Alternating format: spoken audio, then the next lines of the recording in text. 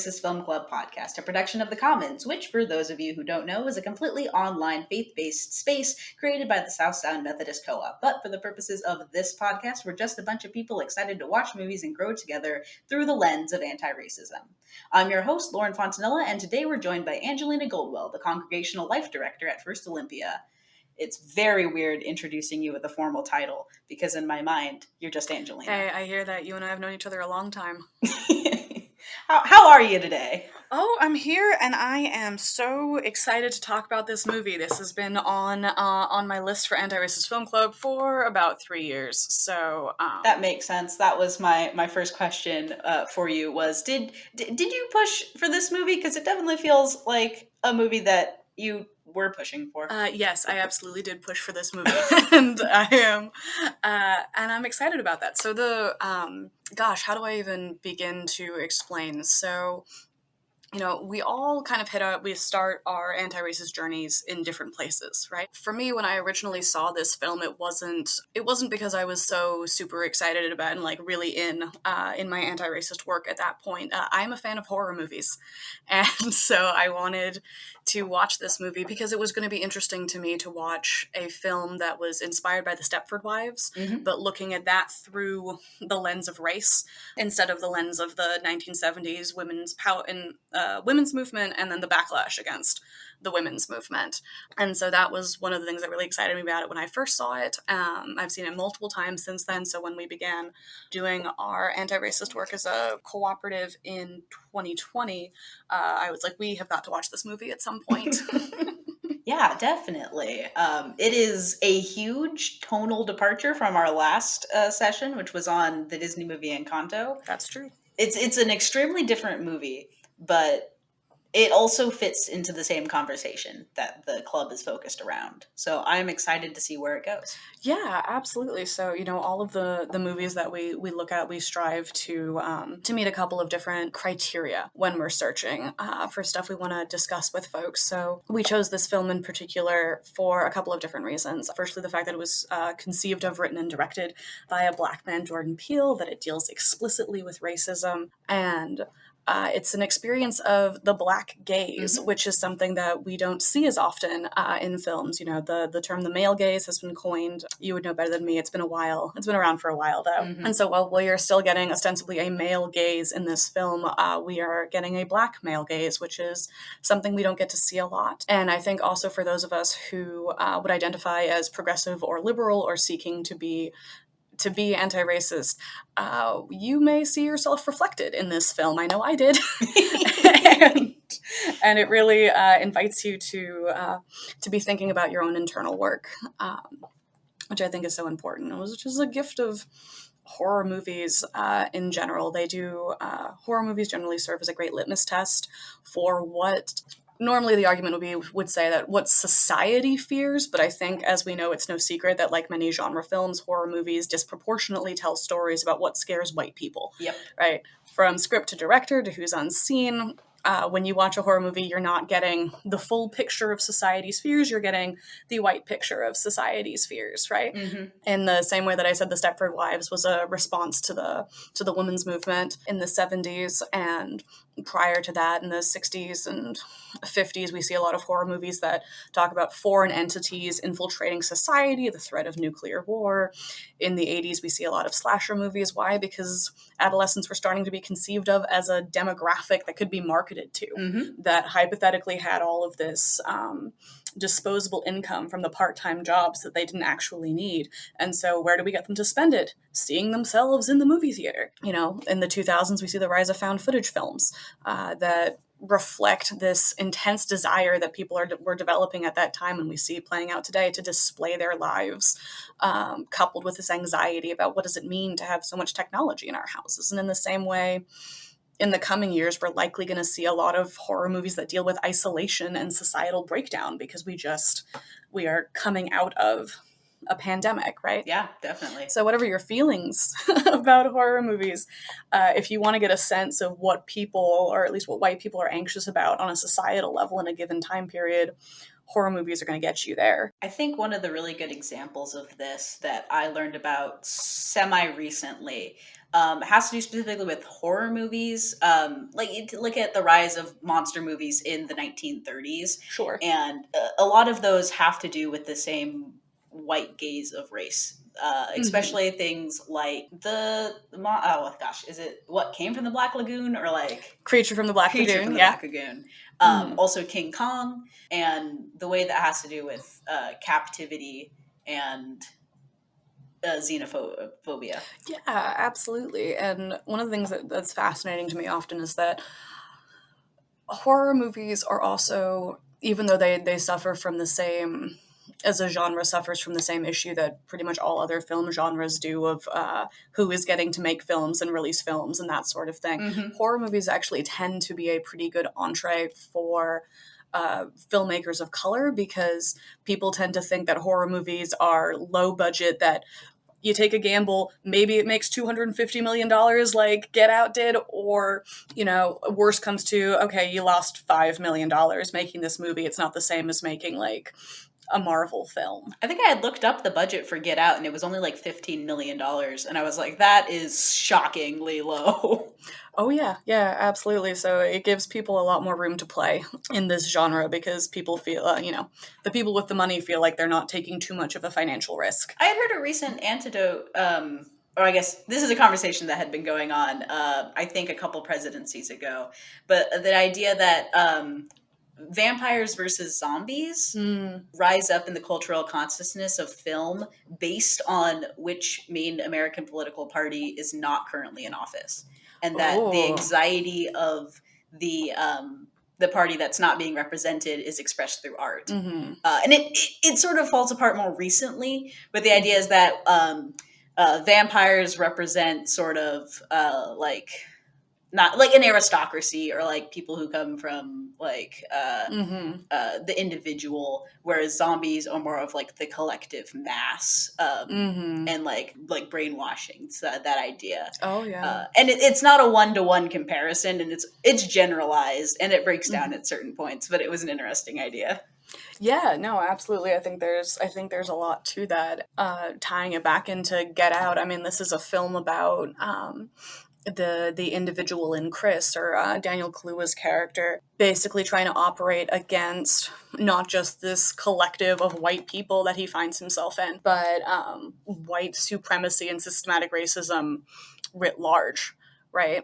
So yeah, I think there's so much to that. And so yeah, as I said before, I grew up loving horror movies, and so that was my entree into this film. But I also think something that's important to think about when we are talking about movies is that they are, in the way that they are reflective of their society. I think it's worth just keeping in mind what was happening in the United States when this film was released, right? So Get Out was released in February of 2017, and a lot of the major news stories from 2016, what are we looking at? We're looking at the murders of Philandro Castile and Alton Sterling by police officers, or about 2 years into Black Lives Matter as a term that has like gained awareness and traction.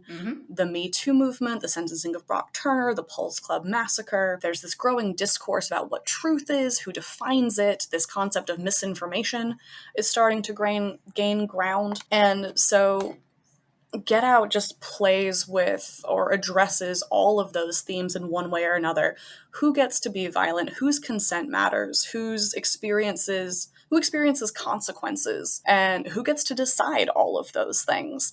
So it really fit into the time it was released, which is why I think it gained so much quick popularity.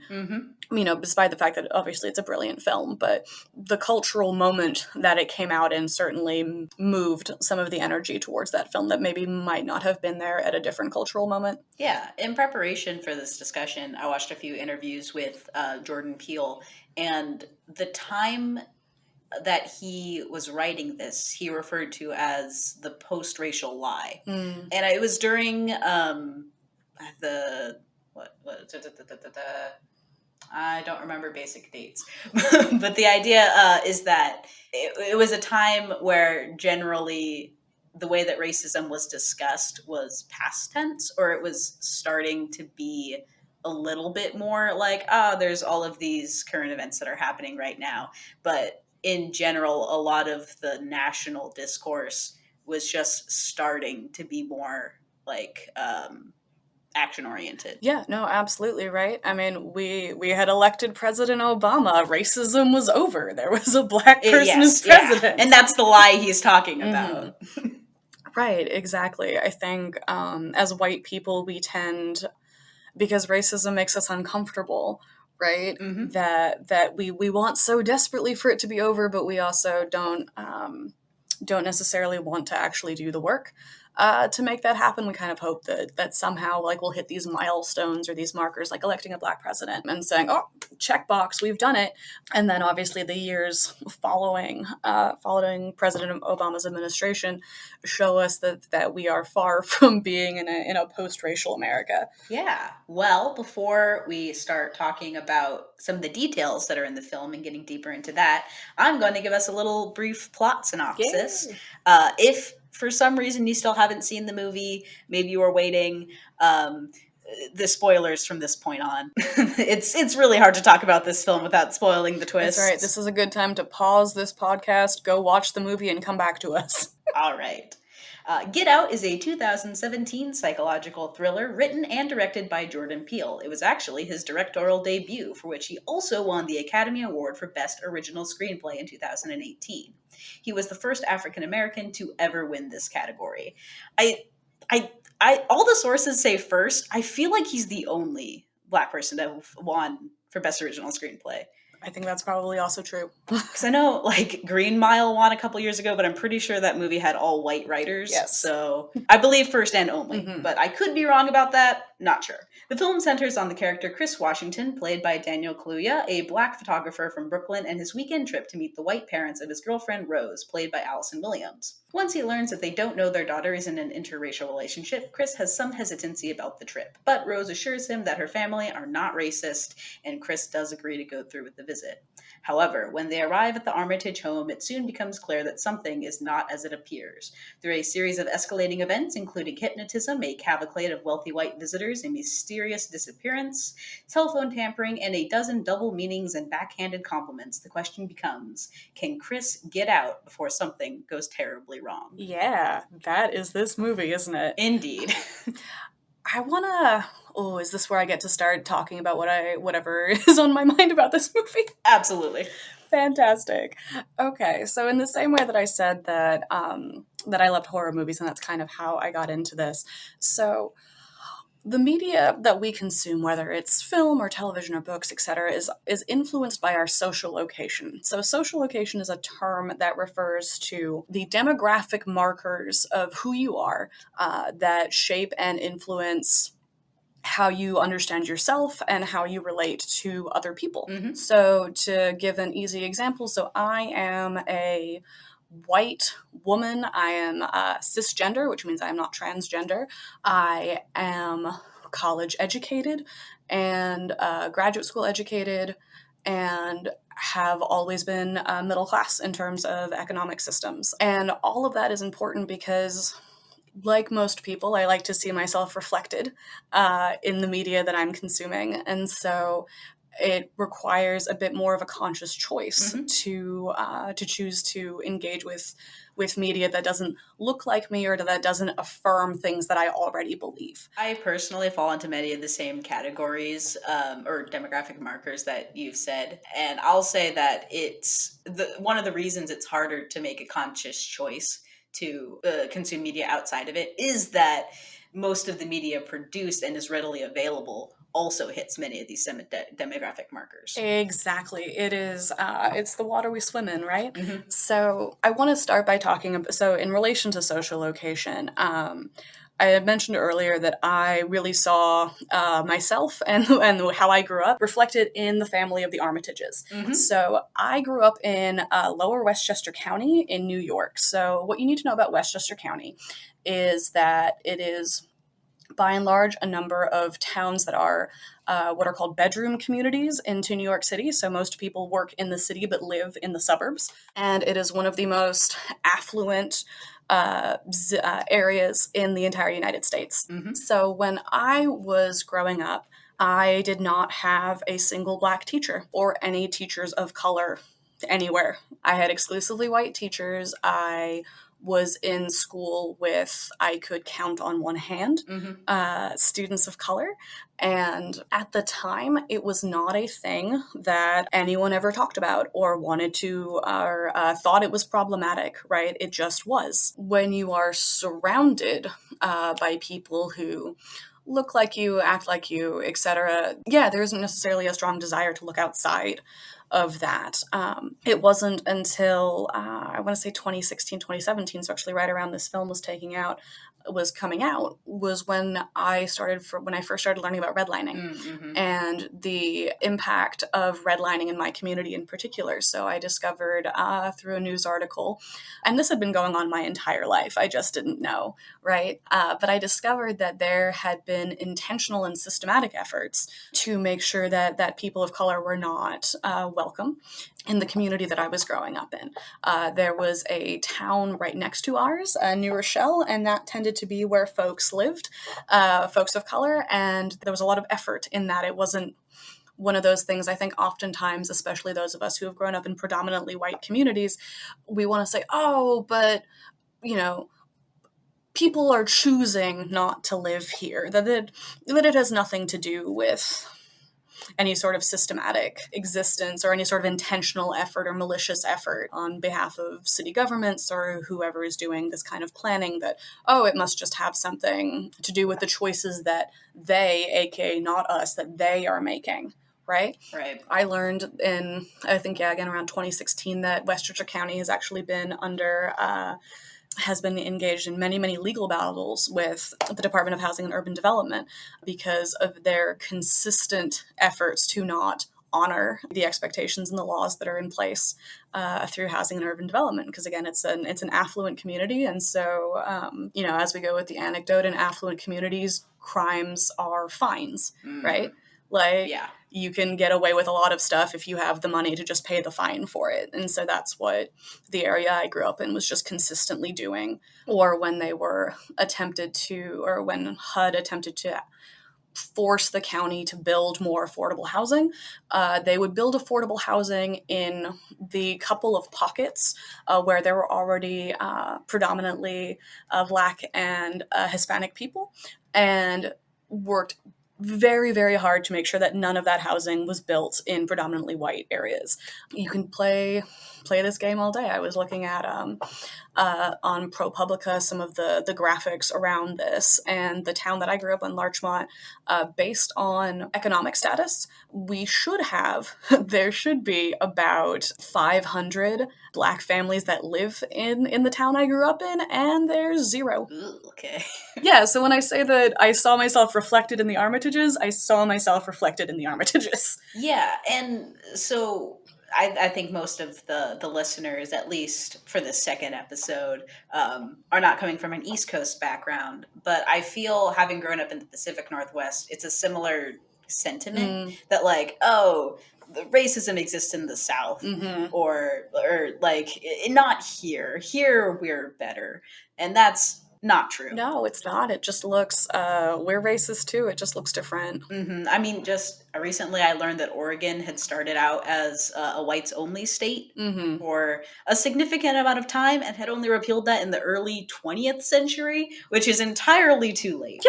Yep, absolutely. So, it's always a good invitation for us as we are unlearning our own racism to just look around and see how systematic racism has influenced our lives, whether we are aware of it or not. Well, it's almost like a look around and see what's not there situation. Yep. Like, what is missing and why is it institutionally lacking in the community? Absolutely, which is why I think, Get Out does such an amazing job in the way that it's filmed of putting us in the perspective, in the eyes of Chris Washington. Interesting word choice there. Yeah, right. Yes, exactly. As opposed to putting us in Rose's position or in the position of any of the other of the white characters in the film, it's very clear that we are supposed to relate to, understand, root for Chris over and above these people. And I think what's really important, one of the things that's really important about Get Out is, as you pointed out, that as white people, we will often look for any other reason besides racism to explain why things are the way that they are, which is why there are so many wonderful double entendres in this film, right? Like when they are first heading up to see her parents, Rose and Chris are pulled over by a police officer.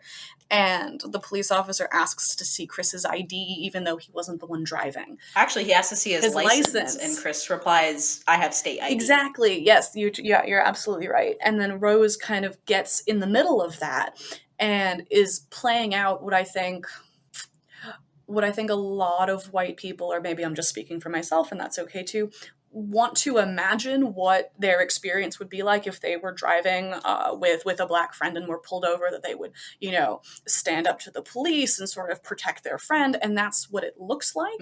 But as we learn throughout the film, that's not actually what's going on, that there is a malignant intention behind Rose's actions. Yeah. I wanted to speak a little bit on this because I didn't necessarily see my experience reflected in the general Armitages. As I was watching this film, I'm like, oh, I kind of see myself reflected in Rose a bit.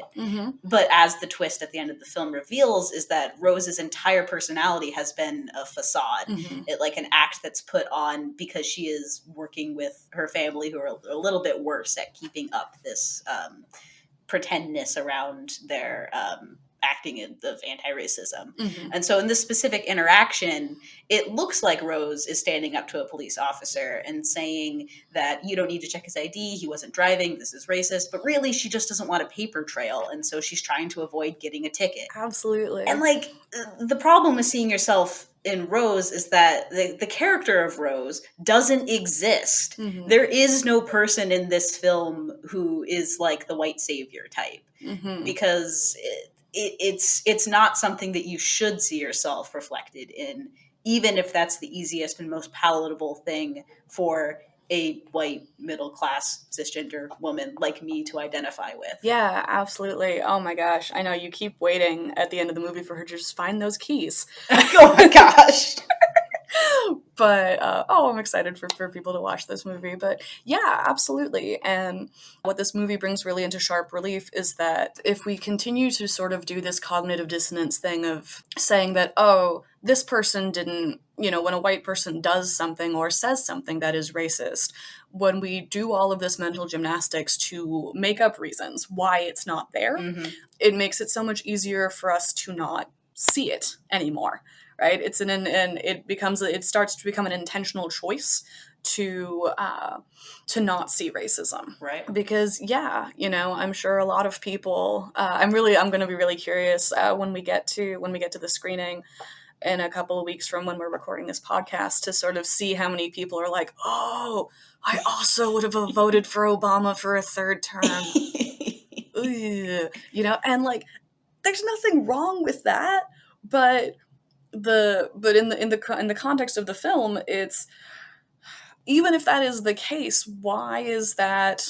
The Armitages are just so helpful in so far as helping a white viewer understand that even if you don't think what you are saying or what you are doing is racist, the impact is still racist. The action is still racist. Another one of the interviews I had watched, I don't know if it was specifically just with Jordan Peele or if it was with the actors as well, but they were talking about these interactions that are in the film.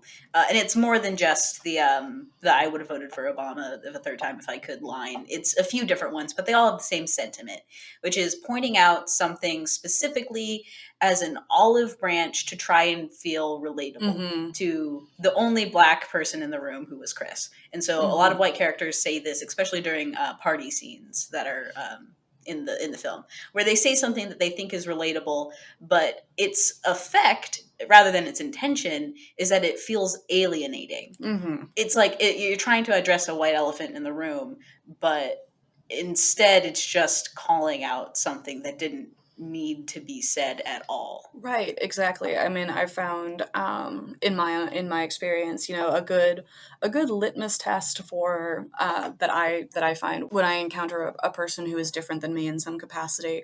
If my initial desire is to first be like, let me tell you about every other person I've ever met in my entire life who happens to match whatever this demographic difference is that I see in you as opposed to me, that's a good internal indicator. You don't have to like judge that. You just have to notice that it's happening and say, okay, there are 1,000 other ways to relate to other human beings than pointing out all of the ways that they are different than you. Yes. We find this in our own family. My husband is Jewish, but his skin is white, and so he is treated as, in a lot of interactions, he is treated as white until it's disclosed that he's Jewish, and then suddenly, for some folks, the conversation suddenly changes into every interaction they've ever had with a Jewish person. And it's like, oh, this is really helpful for me to know that you see Judaism and whiteness as different things. Mm-hmm. And we know that lives are intersectional, and so that's not always the case, right? But it gives you a little bit of it's a good internal self-check to be able to recognize, why am I focusing on this aspect of difference over any other way I could be in relationship with this person. Mm-hmm. Which, It's a big sigh. Yeah, no, I mean, for sure. I mean, I'm sure you, so I'm a millennial. I think you're Gen Z, Lauren. Barely, but yes. So yeah, older millennial versus younger millennial, however you want.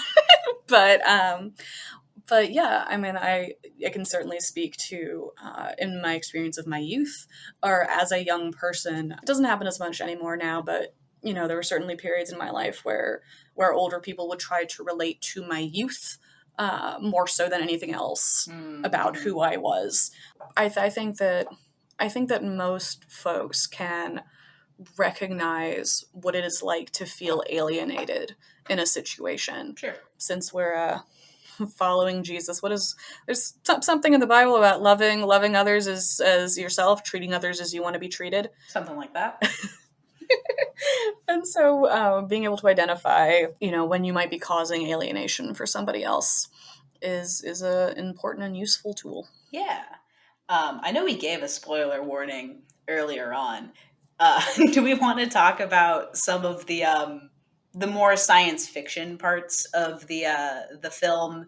And yeah, because that's a big part of it. And I want to talk about the ending, and I don't know if we can talk about the end without getting into the meat of the weirdness. Absolutely. Yeah, let's talk about it. So what is the twist ultimately? So similar to the Stepford Wives, the twist is that people are being replaced. But in this situation, we discover that Rose has intentionally been dating Chris in order to bring him back to the family home for this weekend, so that all of these older, affluent white people are able to interact with Chris, so that they can later on bid and purchase him in an auction. Mm-hmm. But it's not as straightforward as purchasing his body. The sci-fi element comes in with the idea that the Armitages have developed a procedure whereby you can take the brain of one person and put it into the body of another person. And so these white affluent folks are wanting to purchase Black bodies in order to live within them for various reasons. Yes. But in so doing, it does not remove the identity or the personhood of the Black person that is inhabiting that Black body, but it suppresses it.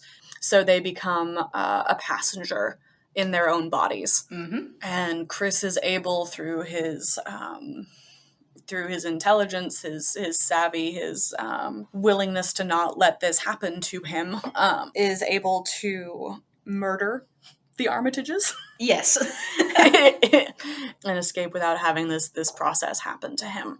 Mm-hmm. But it does happen to a few different characters. It does. So there's 3 unless I'm mistaken, there's 3 characters that we see who have had, I think it's the coagula procedure. Yes. I don't know what coagula means. Is Uh, it something to do with butterflies? Because they show pictures of butterflies on the screen when they're talking about it. It does. I think it's probably just according to the coagulum is a mass of coagulated matter, so it probably has something to do with this idea of the melding of I see. one and the other. All right.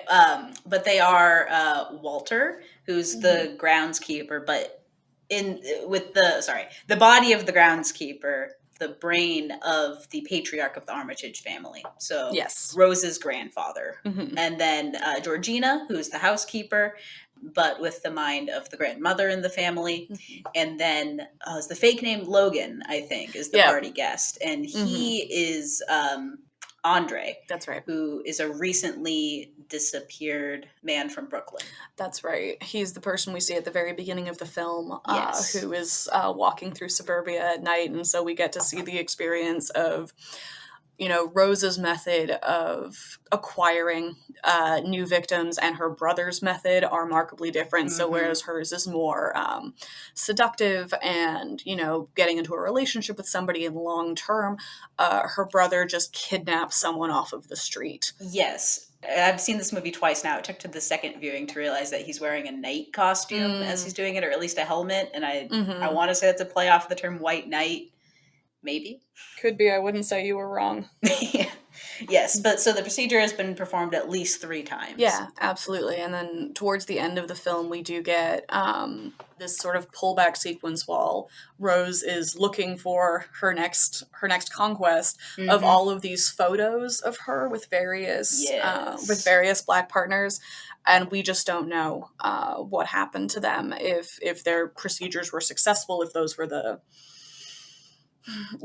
sacrifices made to perfecting this procedure. We don't know, but we know that there were definitely more people involved somehow. But what's become of them, we don't know. One thing that I kind of wanted to talk about in regards to the question of why is it all white bidders in the auction, and why are all of the people who are being bought for the procedure and then to have their bodies stolen, why is it a white and Black distinction? There is one Asian man amongst the bidders, which we could also talk about if we wanted to, because there's some nuance there. The distinction of why in this world where, not our world, but in the world of the film, which is a reflection of ours, why do all of the party guests and the friends of the Armitages find the Black bodies desirable?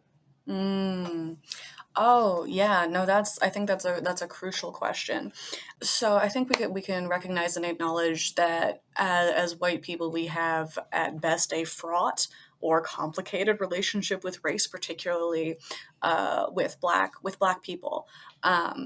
There is a combination of the fear repulsion brought about by systematic racism, but there is also the fetishization and desirability of Black skin. So, there's Chris Rock, comedian Chris Rock has a joke or a story he tells in one of his earlier specials where he talks about, that when white people look at why are there so many Black men playing basketball? Why are they so tall? And he's like, well, because during slavery, you bred for these qualities in people, right? That's why there are what may appear to be disproportionately tall numbers of Black men.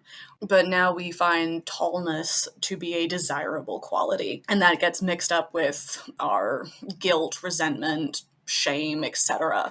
Around our history of slavery. And so we see that with the one woman who's touching Chris without his permission. And the touching as well, as sort of, she makes a sexual comment as well about Chris's bedroom capacity. Right. Which, plot-wise, it's because she's shopping for a body for her dying husband.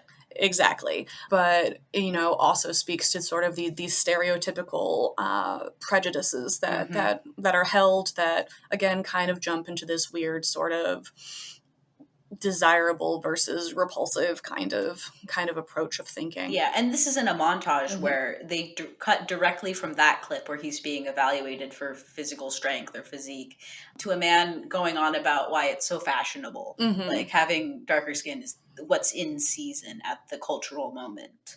Right, exactly. And I mean, gosh, this film is just so rich. You could talk about, we could talk about just that scene forever. Right? Oh, yes.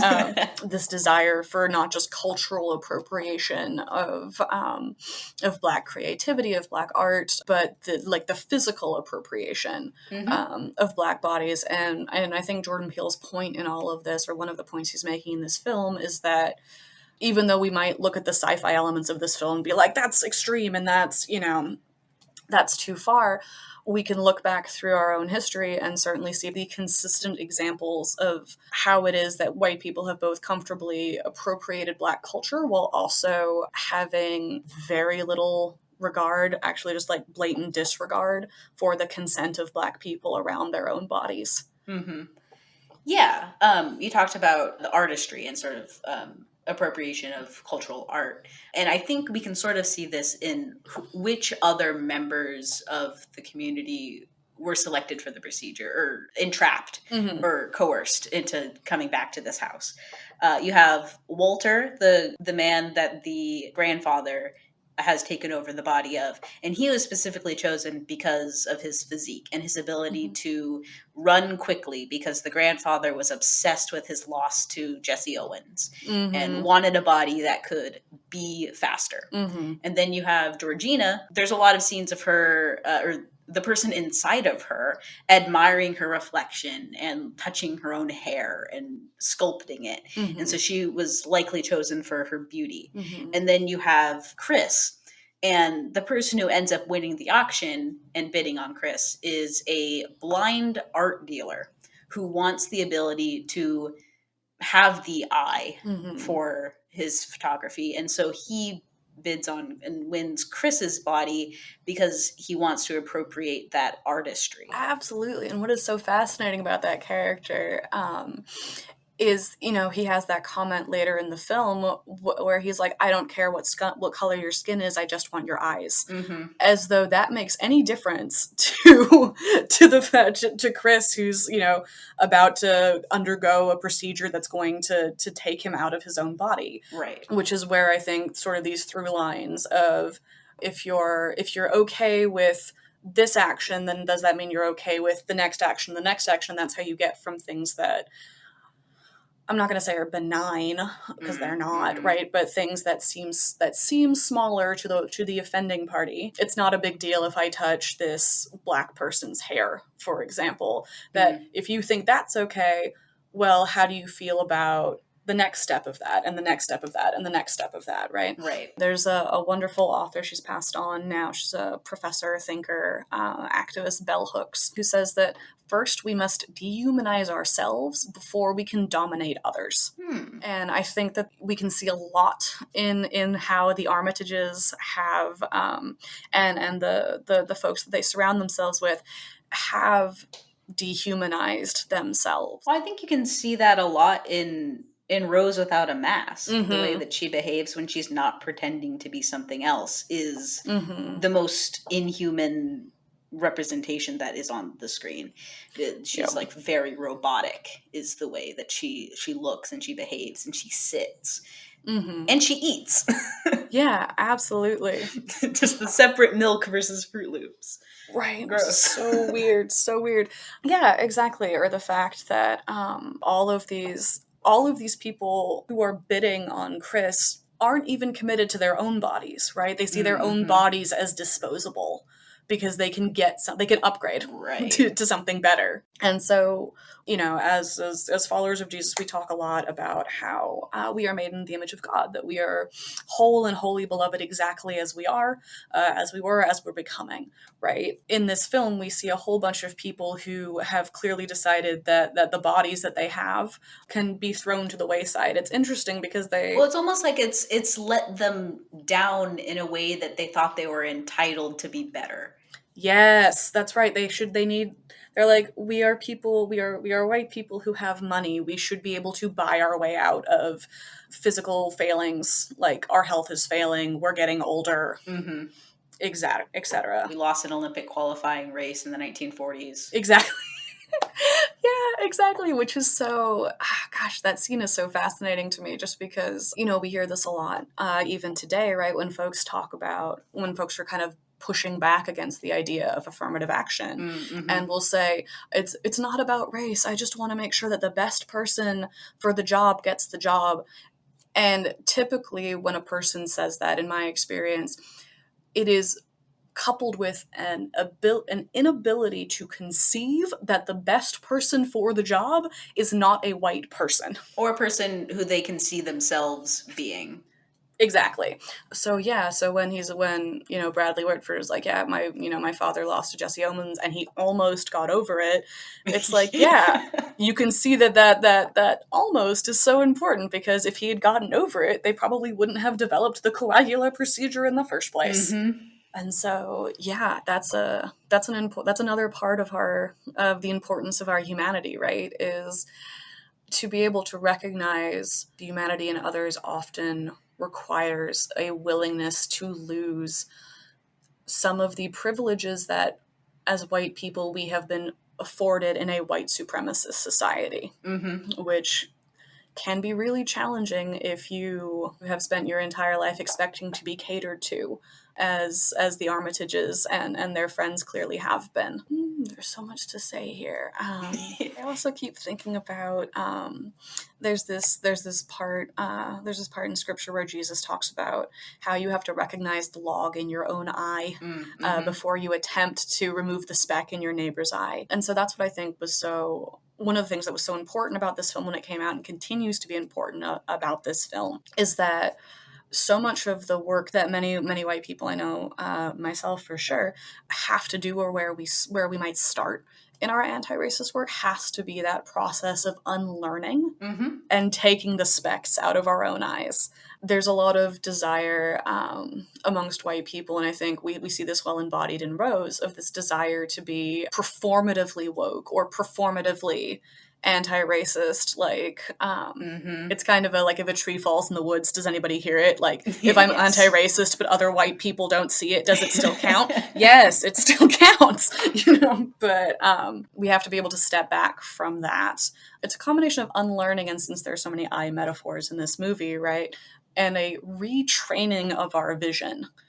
Because if we do not take the time to remove the specks so that we can see the truth of a situation, then we will continue to let those situations go unresolved and unrepaired and unrestored, which is not what Jesus is calling us to do, right? Jesus is calling us to be people who are willing to face and contend with the truth of things, and react appropriately to that, to dismantle systems that are keeping anyone from being able to experience and access the fullness of their humanity. So in the same way that Chris needs to get out of the situation that he finds himself in this film, when we think about the Armitages, it's just, oh yeah, of course you have a house that's in the middle of nowhere, that isn't surrounded by, the closest neighbor is across the lake. Right? Like, the levels of access that family had to have just to be able to set the film where it is set, so that they have the privacy to do all of the nefarious things that they're doing, is a product of redlining, is a product of all of systemic racism, right? If we dismantle those systems, then white people's ability to do terrible things in private gets harder, which is something that needs to happen, right? Yeah. So, if at this point in the podcast you have listened to our discussion and you have maybe watched the film or rewatched the film, have you seen the alternate ending? Yes, I have. Because it is a lot. It's very interesting. Okay, so the ending, the theatrical ending of the film, there's an escape from the Armitage estate. multiple people have died. And then it's just down to Chris and Rose, and Chris is holding Rose by the throat and is in the process of trying to kill her, and he finds that he cannot. He cannot bring himself to do it. And just as he makes that decision, red and blue lights flash across his face. We see a police vehicle pull up on the side of the road, and it appears that Chris has killed the Armitage family. And then, in the theatrical version, his best friend Rod steps out of the car, rescues Chris, and Chris gets out of the situation. That is not the original ending to the film. No, it wasn't. The original ending to the film is that the red and blue lights are not his friend Rod, but are police officers who arrest him, and I believe the final scene of the movie is him behind bars, and Rod, his friend from the TSA, coming to visit him in prison. And my understanding is that when that ending was shown, and you can check me on this, Lauren, was shown in the film festival circuit and whatnot, people were... because the conversation had changed between, as we had noted earlier, between when Peele was writing and creating this film versus where it was when the film was being released and doing the festival circuit. Well, because there had been such a difference between 2016 and late 2017 or like almost 2018. Yeah, no, absolutely. And so when people saw the ending which is more realistic to life, that Chris would have been arrested and perceived as being the guilty party in this action, that audiences in that moment, Peele sensed that they needed Chris to be a hero, right? They'd followed him on this entire journey, and he couldn't just lose after coming through all of this, after literally trying to survive the effects of white supremacy and systemic racism, and then just to end up in prison. He has a line in the prison scene where he says, I stopped it or I ended it. And on the first time I watched the deleted scene, I was like, oh yeah, obviously you stopped the Armitage family. You killed all of them. Because that's another significant difference in the ending, is that Rose, he does strangle Rose in the version where he's arrested. He has killed pretty much every member of the Armitage family. And so he has a line and says, I ended it. And in one of the interviews I watched, Jordan Peele said that line had a double meaning, like so many others in the film where they mean more than one thing. He was saying that it wasn't just the plot that he had stopped, it was his own internal story arc. Because apart from the procedure and all of the science fiction elements, there's a subplot that I didn't get the first time I watched the film, and that's everything to do with the deer and Chris's own childhood trauma. Because in the escape from the Armitage home, he hits Georgina, or the grandmother occupying Georgina's body, with his car in a very similar fashion to the way his mother was killed in a hit and run as a child. And as a child, he didn't do anything about it. He knew his mother was missing, and he found out later that she had been alive and dying on the side of the road with enough time that if he had called someone, she probably would have lived. And so his trauma is all about not doing anything and not being able to get out of that situation. And what he does during the escape is save Georgina, even though it's against his best interests, because he's taking a woman who is not really an ally into the vehicle, which then causes it to crash, and then he's not able to get away, and that's what causes Rose to be able to catch up with him. But he does it because it's putting an end to the cycle of trauma, and he is able to get out that way. But that part and that line is cut from the official ending, but the sentiment is not. He still goes through and saves her for a bit. She ends up dying anyway. But he does right in his own mind before the end of the movie. Yeah, no, absolutely. Just like looking at the time, and I'm like, there's so much more we could talk about. We haven't even talked about the sunken place. No, we have not. Oh, what's the most important thing? I think it ties back probably to the conversation we were having earlier about alienation. It being representative of the Black experience of not being able to be fully yourself in white spaces. Which also goes back to the party scene where he sees Logan and he's like, oh yes, another black person. And then it's disappointing because it's not. No, I would say, I guess my hope for folks who are listening to this podcast particularly, I would hope that folks would use seeing this film as a catalyst or a jumping off point to retrain their eyes to seek to be more intentional about the media that they consume, and make the conscious choice to engage with representations of life and experience that don't match your own. With a lens of curiosity and willingness, and also a willingness to push through the discomfort. There we go. When I was preparing for this podcast, I was talking again with my husband, who grew up in the same town, and he was like, "Oh, well, but I really think you need to emphasize the fact that like we lived in that town, but like we weren't as wealthy as like everyone else that was there."